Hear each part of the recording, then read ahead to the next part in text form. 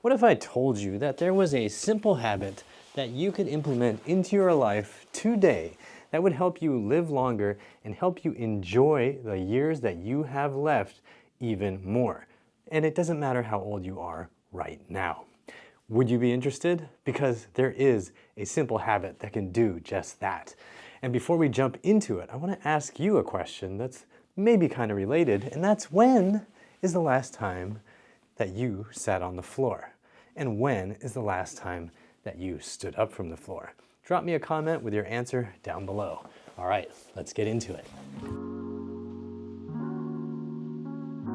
Now, if you're a real smarty pants, you might already be thinking, I think it might have something to do with being on the floor. And the answer is, you're right. The habit that can help you live longer and feel stronger for the rest of your life is actually sitting down on the floor at least 10 times a day for at least 20 minutes a day cumulative. And now you might be wondering, why those exact numbers? Is there science to back this up? And the answer is, those are pretty arbitrary numbers, and I picked them because they're very doable, and I'm hoping that something really good will happen once you start hitting those numbers, which I'll tell you about later. The important thing for you to know right now is that doing what I just said 10 times a day for around 20 minutes total in the day, sitting on the floor, is very achievable, very doable, and it doesn't require you to make massive changes to your life, even though this habit will make massive changes to your life. And before I forget, I want to thank Nate on Foot, or Nate Eon Foot, or Nateon Foot, for inspiring this video and asking a question about the possible benefits of sitting on the floor. I hope you enjoy this video, Nate on Foot, and I hope, if you're not Nate, that you enjoy it too. All right, let's get going. For most of human history, we didn't have chairs, we didn't have seats. We had logs and rocks and the ground to sit on. We weren't constantly locked in this position for 8, 10, 12, 16, 18 hours a day. And while you might think that's a totally inconsequential fact of life, since that's the only life you know, the reality is your legs, your hips, your spine, your torso, even your shoulders can be a lot stronger, and they would be a lot stronger if they were constantly challenged to just get you up off the floor and back down to the floor in creative ways and in different configurations. And it's such a simple habit, but it's been totally removed from our daily lives because we've got chairs. The more time you spend getting down to the floor and sitting on the floor in different configurations, the better your hips and your legs and your spine and everything else are gonna get at being in these positions. You're going to have more competence, you're gonna have more confidence. You're gonna be able to do this kind of stuff, and it's gonna save you from suffering and embarrassment. My own father in his 70s had completely lost the ability to get down to the floor and back up again. And one day, while he was walking to a noodle restaurant, he tripped and fell on the sidewalk. Once he was down on the floor like this, he was unable to right himself. And somebody had to call an ambulance to help get him up and pick him up off of the street because he had no way to move his body. He couldn't do a push-up, he couldn't roll, he couldn't figure out any sort of way to move his body back to a standing position. So if you know how to do it, if you maintain that ability, it's going to give you the confidence to move through life, and it's going to prevent situations like that, which could, in the worst case, actually be life-threatening.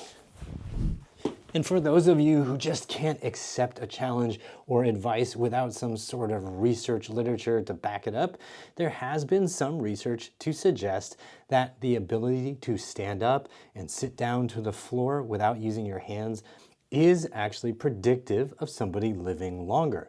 And if you need to use assists, if you can't even do it, it's predicted of you dying a little bit earlier than the people who are able to get up on their own. And as far as I know, this was not done in some sort of Squid Game obstacle course with chopping blades that required you to sit down and stand up and avoid.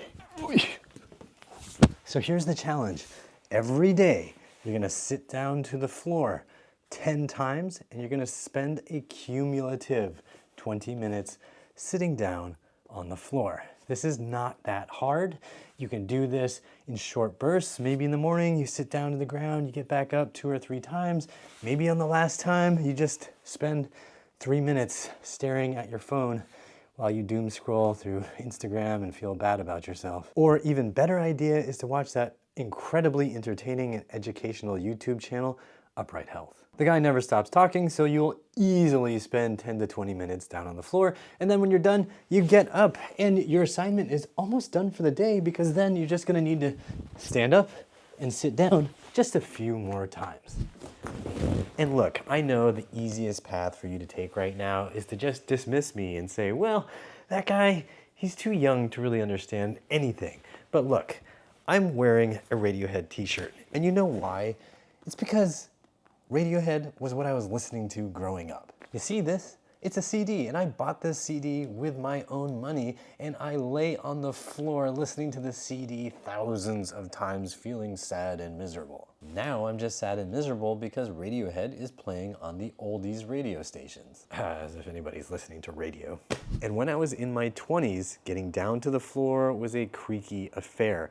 My hips did not feel good, my knees did not feel good, my feet did not feel good, and sitting on the floor, I just felt awkward and stiff and unstable, and getting back up, I felt awkward and stiff and unstable.